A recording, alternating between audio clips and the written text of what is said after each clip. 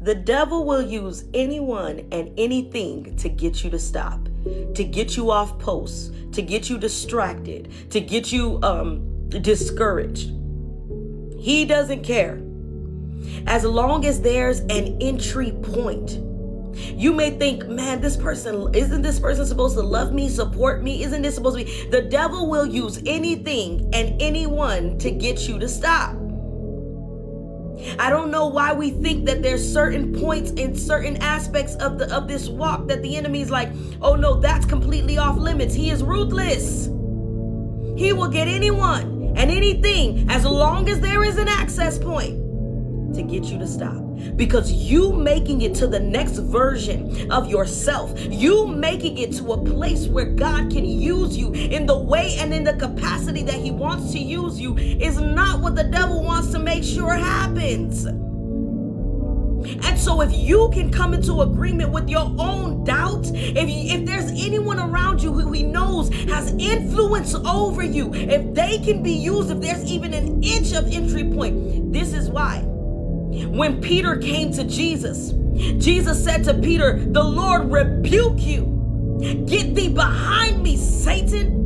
Why would he tell this to Peter, his best friend, his buddy, his confidant? Why would he say this to him? Because Peter allowed the enemy to use him to try to pull Jesus into a different direction.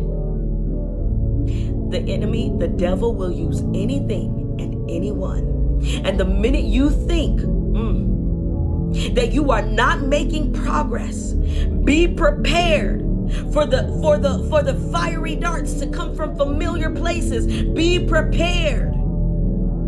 The enemy will use anyone and anything to get you to stop. And it's your job to realize, oh, I see this is another attack. This is another test. You won't get me now. I pray that your faith is stronger than your doubt in this season. This morning we talked about faith over doubt and how the wheat and the tares, it grows at the same time. And it's the same thing with our faith. Sometimes the doubt is growing at the same capacity with our faith.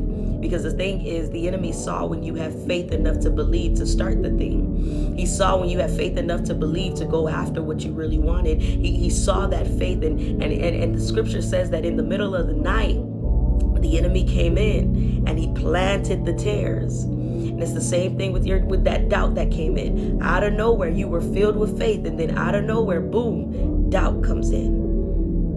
Doubt comes in. It's not out of nowhere. It was planted at the very time that the seed of faith was planted.